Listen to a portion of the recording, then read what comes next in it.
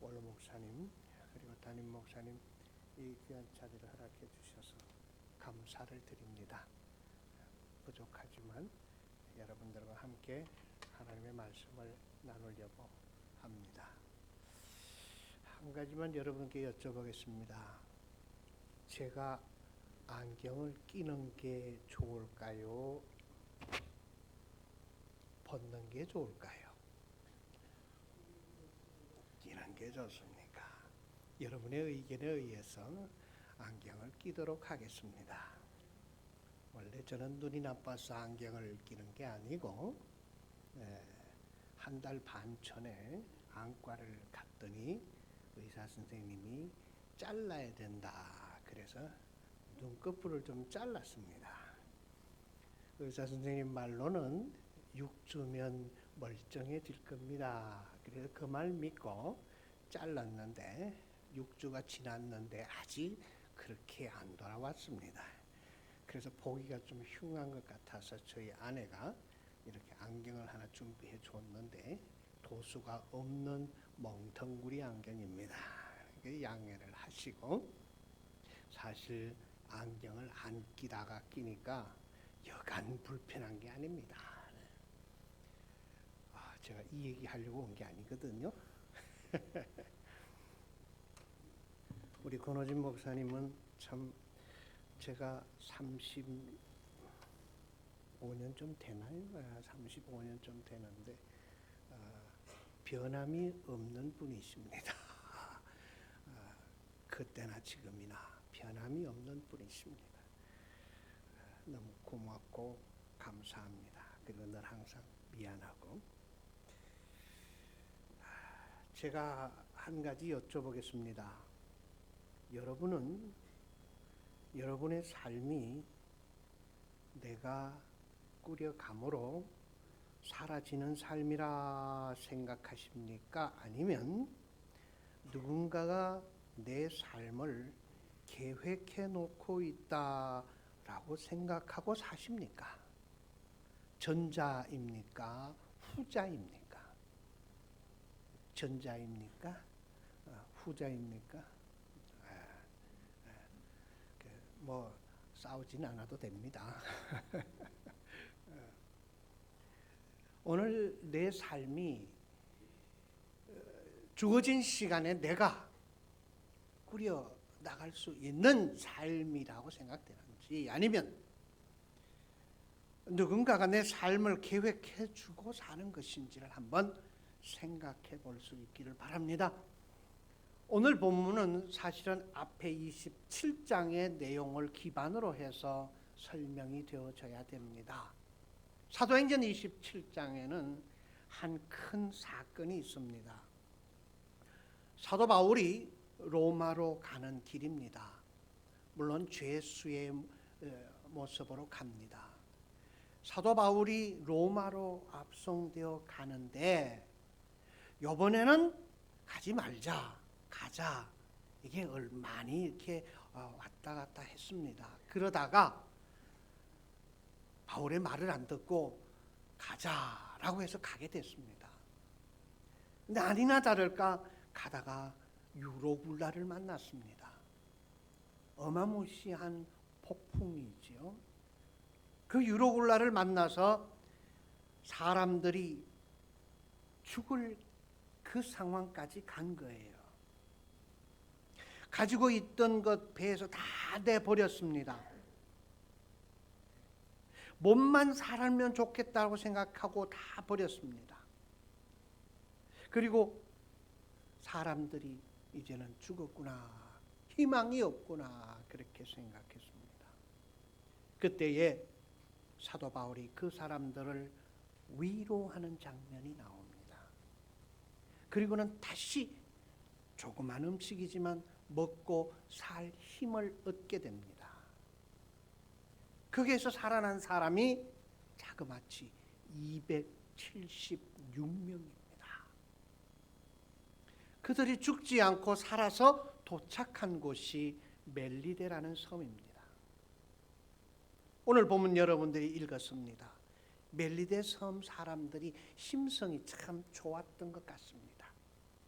그래서 그 풍랑을 맞아 죽을 고비를 넘긴 사람들을 섬에서 죽지 않도록 도와줬습니다.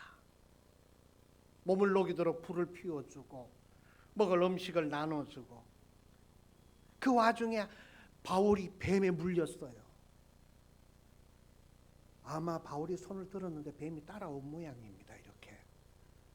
그러니까 사람들이 저 사람은 저거는 죄를 지은 게 맞아. 그러니까 바다에서는 안 죽어도 조금 있으면 죽을 거야. 그렇게 얘기를 했습니다.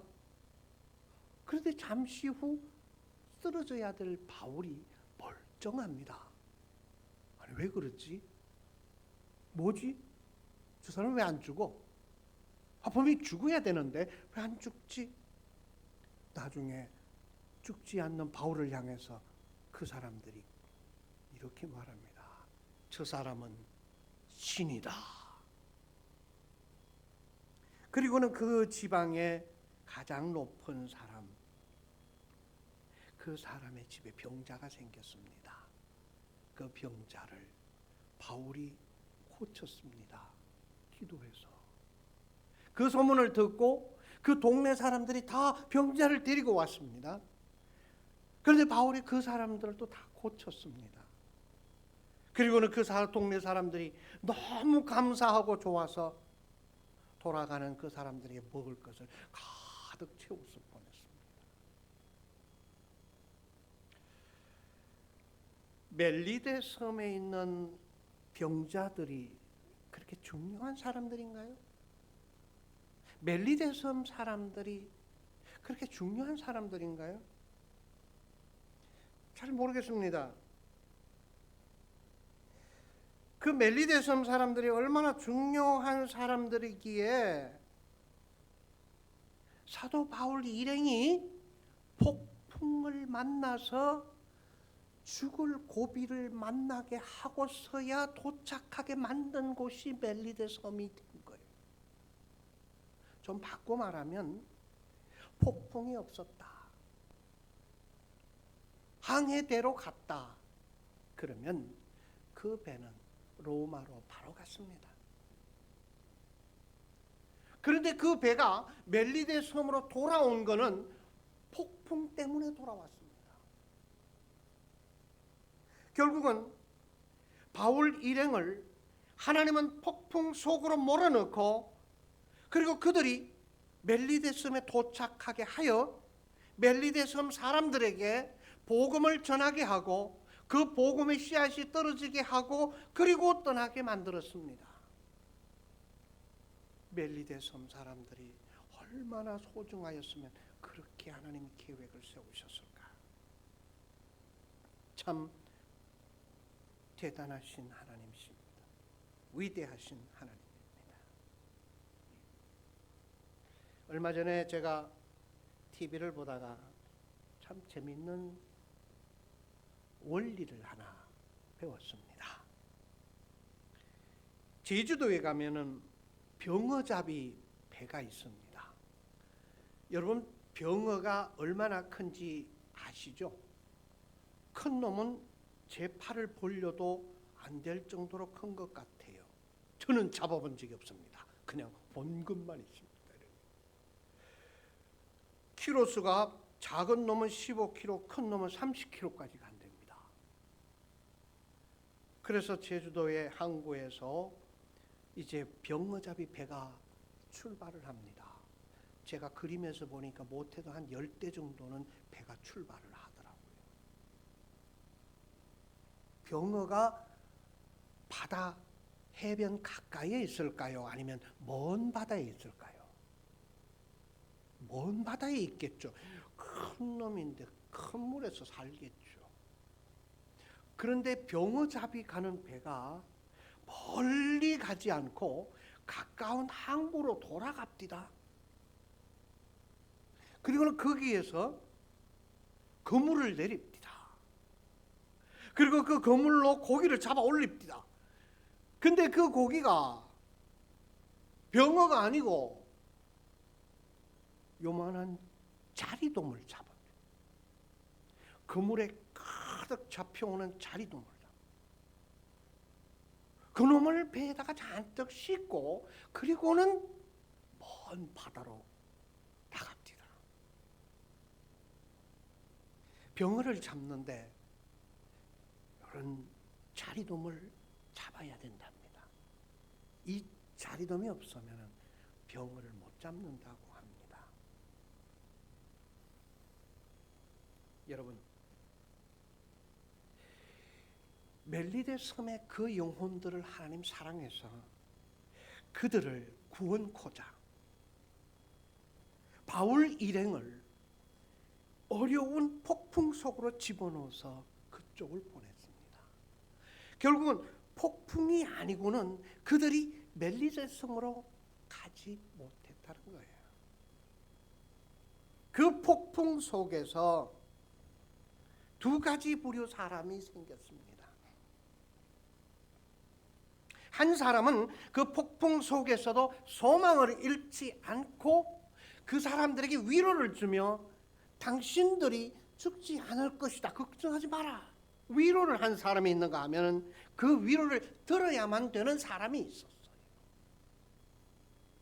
사도 바울이 바로 그 소망을 가졌던 사람이에요. 그 사람이, 그 바울이 이렇게 고백합니다.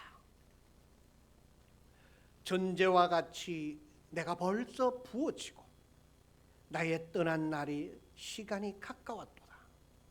나는 선한 싸움을 싸우고 나의 달려갈 길을 마치고 믿음을 지켰으니 이제 후로는 나를 위하여 의의 멸관이 예비되었으므로 주 곧 의로우신 재판장이 그날에 내게 주실 것이며 내게만 아니라 죄 나타주심을 사모하는 모든 자에게도니라. 이 고백을 사도 바울이 합니다. 제가 하나 물어보겠습니다. 시계는요, 세 가지의 시계가 있습니다. 첫 번째 시계, 어떤 시계? 여기 보니까 일부 예배에 오셨던 분들도 계시는 것 같은데 일부 예배 정답을 들었으니까 여러분은 조용히 하시고, 첫 번째 시계 어떤 시계 있습니까? 시계. 네, 시계 몰라요? 저기 저 뒤에 보면은 이렇게 빨간 글씨로 숫자가 나오죠. 저걸 디지털 시계라고 그러죠. 그 다음에 또 어떤 시계가 있죠? 저런 시계 말고 또 무슨 시계가 있죠? 돌아가는 시계. 돌아가는 시계. 그리고 아날로그라고 그러죠. 이렇게 돌아가는 시계. 그리고 또 하나의 시계가 있습니다. 어떤 시계가 있을까요?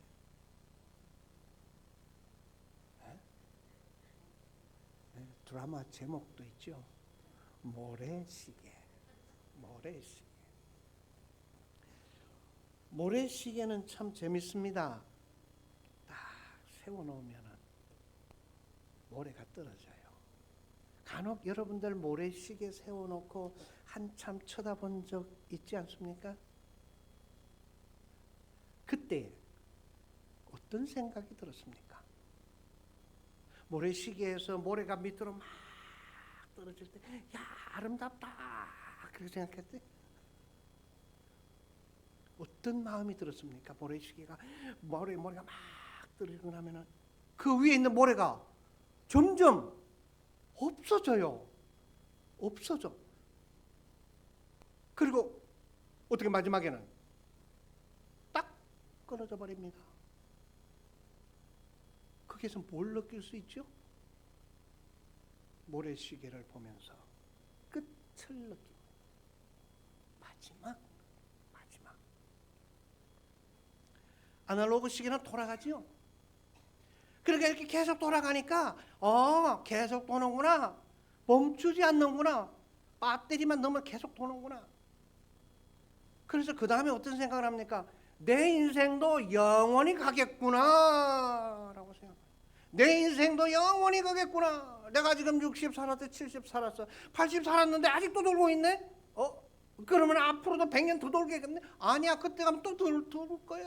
더 돌 거야. 마지막을 생각을 안 합니다. 그냥 계속 도는 것만 생각합니다. 인생이 계속 갈 줄 알아요. 근데 모래시계를 보면은 그게 딱 끝나는 것이 보여요. 지금 사도 바울이 그 얘기를 하는 거예요. 전제와 같이 내가 벌써 부어지고 나의 떠난 날을 시간이 가까웠도다. 끝이라는 거예요. 여러분 어떻게 그런 걸 느껴보시는지 모르겠습니다. 사도 바울은 자기가 전제라는 것은 포도주를 그 병에 넣어서 붓는 제사를 말합니다. 그 포도주는 피를 의미하죠. 피를 붓는 거예요. 피를 붓는 그 행위, 자기가 피를 붓는 거예요. 그걸 우리 순교적 의미라 그렇게 말합니다. 그 순교적 의미로서 자신이 이제 언젠가 순교할 것, 순교될 것을 고백하는 거예요.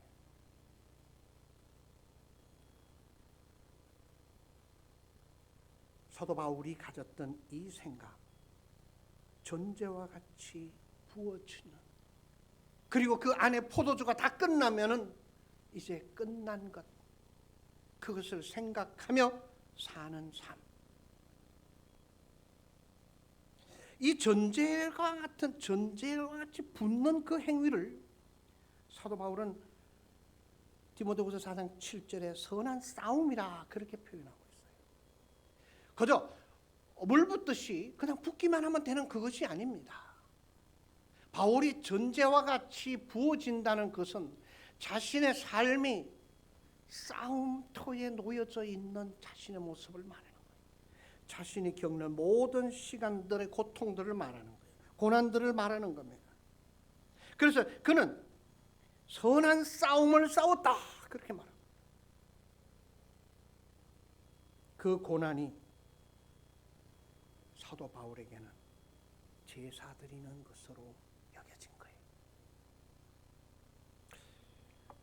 제 얘기를 드리게 돼서 참 송구하게 생각합니다.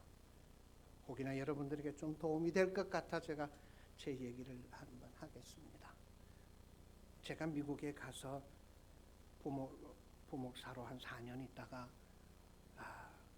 교회를 나와서 개척하기 전까지 한 7년 동안 공백 기간이 있었습니다.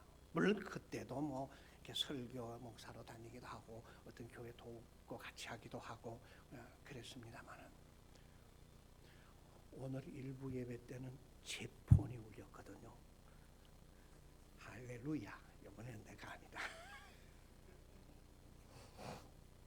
괜찮습니다. 전혀 문제 없습니다. 괜찮습니다.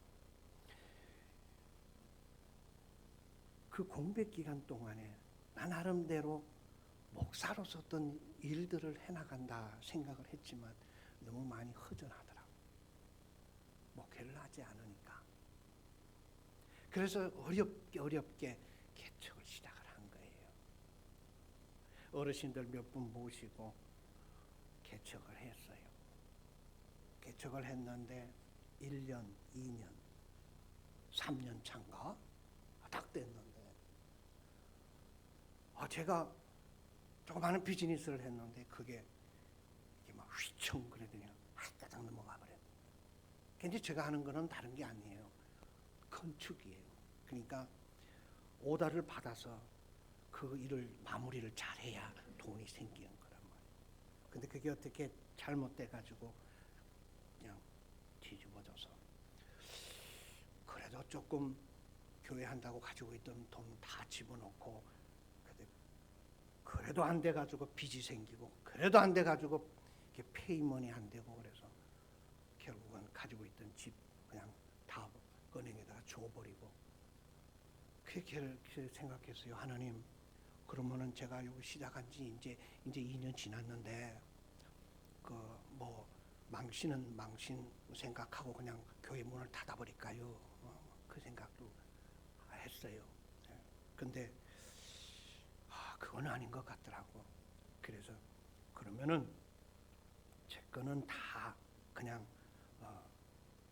크레딧 다 없어지는 걸 생각하고 교회만 유지를 지켜보자 그렇게 했어요. 그래서 돈을 벌면은 빚은 못 갚아도 교회는 다 돌아가게끔 만들었단 말이에요. 그렇게 하고 이 문제를 빨리 해결해야 되니까 하나님, 제가 하나님께 참 특별 기도를 드리겠습니다. 하나님 제 기도 좀 들어주세요. 그러고는 교회 뒤쪽에다가 그 움막을 하나 지어, 제가 뭐 건축하는 일이니까 뭐 금방 짓죠. 뭐 우리 교인 한 2명 데려다가 움막 하나 다 지어놓고 매일 저녁 그 들어가서 기도를 했어요. 하나님 살려주세요. 너무 어렵습니다. 아가 대학 가야 되는데 대학 등록 꿈이 못 보내는 상황이야. 그래 막 속이 타지요. 그거 뭐 그러다 보니까 기도할 수밖에 없어요. 그래서 한 달, 2달, 3달, 4달, 한 5달 넘게 6달 기도를 했어요. 매일 같이 기도하고 새벽 예배 드리고 집에 가고, 그리고 낮에 이제 일하고, 이거이 계속 돌다 보니까 몸이 축나지요. 힘이 들지요. 그래서 어느 날은 이제 기도하고 새벽 예배 드리고 집으로 가서 밥 먹고 일 가려고 집으로 가는데, 저는 분명히 눈을 떴다고 생각했는데 눈이 감겼었나 봐요. 고마 앞에 멀쩡하게 신호 대기로 서 있는 뒤를 박아버렸습니다. 미국에는요 보험이 좋아가지고 이렇게 뒤에서 박았죠. 그러면 보험에서 앞차 뒤차 다 물어주거든요. 다 커버해서 걱정 안 해요. 사고 나도 절대, 사람만 안 다치면 괜찮아. 그래서 사고가 났어요. 그래서 그 다음날 전화를 했으면 보험회사에서 이렇게 사고 났는데 이거 뒤처리 좀 해주라 그랬더니 이틀 후에 전화가 왔어요. 고객님, 보험이 안 됩니다. 왜 안 돼요? 지난달에 보험료를 안 냈습니다. 그래갖고요, 제가 그날 밤에 바로 그 움막으로 갔습니다. 왜 갔게요? 따지러 갔지요. 하나님, 제가 밤새도록 기도했습니다. 하나님 다른 거는 안 지켜주셔도 그런 사고 하나는 내가 눈 딱 뜨게 해서 지켜주셔야지. 그렇게 사고가 나도록 가만 내버려 둡니까? 그리고 내가 지금 집 다 날리고 교회 살리겠다고 일 다 내가 했잖아요.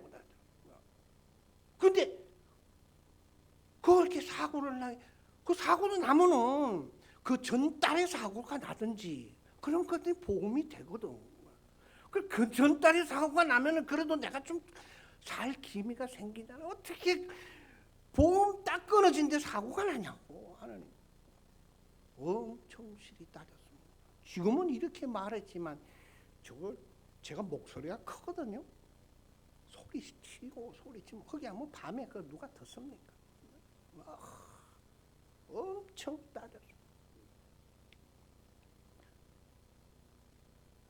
참 고달팠어요. 근데요, 하나님이 응답을 하셨어요. 할렐루야. 응답을 하셨어요. 응답을. 얼마나 좋은지 몰라요. 어떻게 응답한 줄 알아요? 누가 와서 돈 갖다 줬게?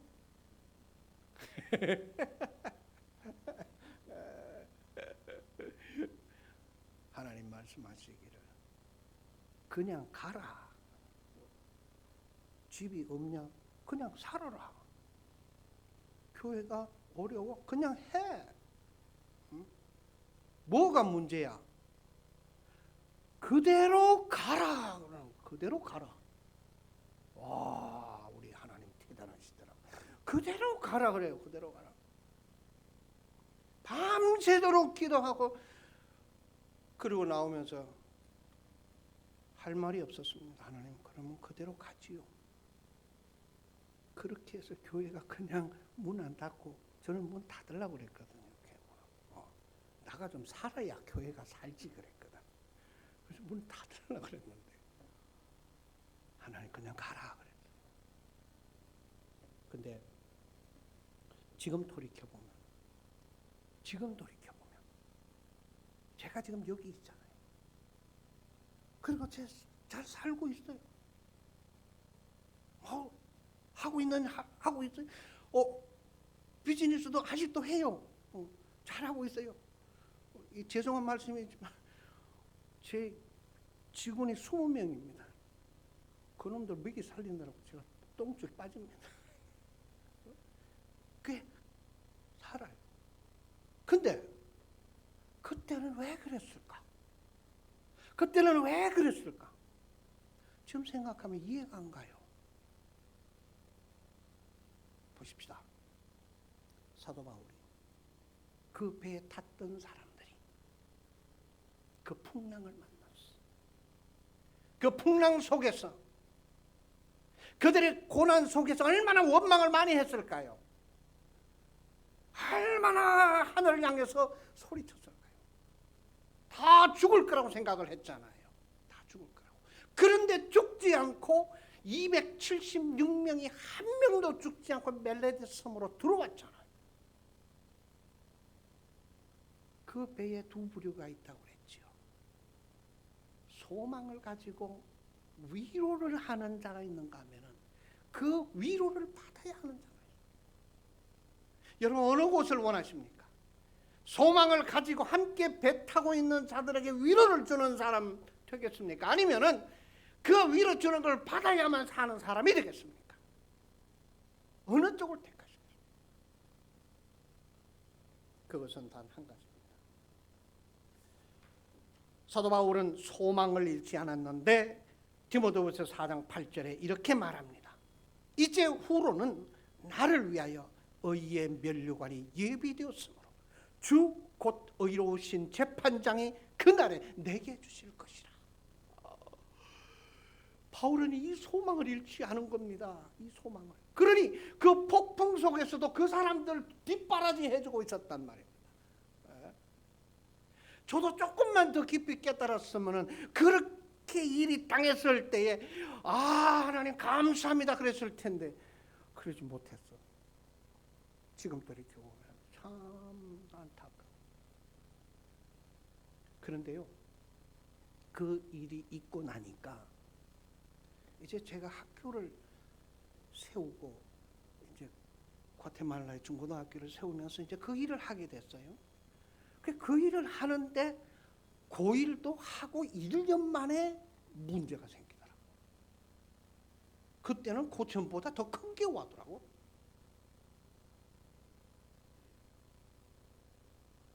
한국계 은행 빌딩을 하나 지어달라고 계약을 다 했어요. 그렇게 하고 빌딩 건물을 딱 들어갔는데 3개월 만에 공사가 중단된 거예요. 그래가지고 그 3개월 만에 중단된 것 때문에 이제 오너에게, 은행 오너에게 지금까지 일한 거에 대해서 청구를 해서 받아야 되는데 청구를 했더니 그쪽에서 이거 부당하다 그래가지고 다시 또 백 돌아와서 절반으로 돈을 그때 당시 돈으로 약 한 15만 불이 사라져버린 거예요. 저는 거기에서 일해서 나오는 돈으로 학교 지으려고 그랬거든요. 근데 그게 쾅 뒤집어져 버린 거예요. 3개월 만에. 그래서 다시 내가 또 이렇게 아닙니다. 이게 영수증하고 다 이렇습니다. 그랬더니 그쪽에서 아틀란타 유스의 컨스트럭션 변호사 로펌을 보내가지고 딱 소송을 제기를 해가지고 제가 두 손 들어서 나 돈 안 받을게. 그 달러 들어봤자 아무 이득 없습니다. 그 사람들은 엄청 그게만 해요. 그 또 날렸어요. 근데 과테말라는 어떻게 학교가 지어져야 되는 거예요. 지어져야 되는 거예요. 거기를 돈을 보내야 되는데 여기서 뭉텅이 돈 다 날아가 버렸으니 그거 어떻게 합니까? 그런데 두 번째는 처음과 같은 그런 마음이 안 들었습니다. 아주 편하더라고요. 네, 또 뭔 일이 있겠죠. 2년 만에요. 거기에 마이너스 된 게 다 채워지고 학교는 그대로 지어지고요. 할렐루야. 근데 이게 뭐 어떻게 된 건지 저는 잘 몰라요. 아직도 잘 몰라요. 지금도 학교가 잘 운영되고 있어요. 하나님은요, 병을 잡기 위해 자리돔을 잡으시는 하나님. 그 자리돔이라는 자리에 내 인생의 고난들이 있더라. 오늘 여러분의 삶에 자리돔이 있을 겁니다. 자리돔으로 잡혀가는 그 순간이 있을 겁니다. 그것은 하나님께서 병을 잡으시기 위하여 사용하시는 하나님의 계획 속에 있다는 것 기억하시길 바랍니다. 사도 바울이 풍랑을 안 만났으면 로마로 그냥 가버립니다. 그러면 멜리데 섬의 영혼들은 누가 구합니까? 여러분의 삶에 고난이 있어서 하나님이 계획하신 영혼이 살아난다면 여러분의 삶 재밌잖아요. 할렐루야. 좋잖아요. 그래서 기뻐 춤춘다 이렇게 표현하는 거예요. 말씀을 정리하겠습니다. 멜리데 섬 사람들을 구원코자 하신 하나님이셨습니다. 그 하나님의 계획을 알고 이해하고 감사하는 삶이 우리에게 있기를 바랍니다. 멜리데 섬 사람들이 하나님에게는 소중한 사람들이었습니다. 제가 이번에 지난 11월 달에 제1회 고등학교 졸업식을 했습니다. 그래서 제가 고등학교 그 졸업생들에게 당부의 말을 할 때에 이 말을 했습니다. 너희들은 참 소중한 존재다. 아주 귀중한 존재다. 나도 너희들의 그 귀중함 때문에 여기 와 있다. 예수님이 그렇게 말하시더라. 얘기했어요. 멜리데 사람들을 그렇게 소중하게 여기셨던 하나님, 오늘 여기 앉아 계신 여러분들을 그렇게 소중하게 귀하게 여기신다는 이 사실을, 이 추론이 아닙니다. 이 사실을 가지고 살아가실 수 있기를 주의 이름으로 축원합니다.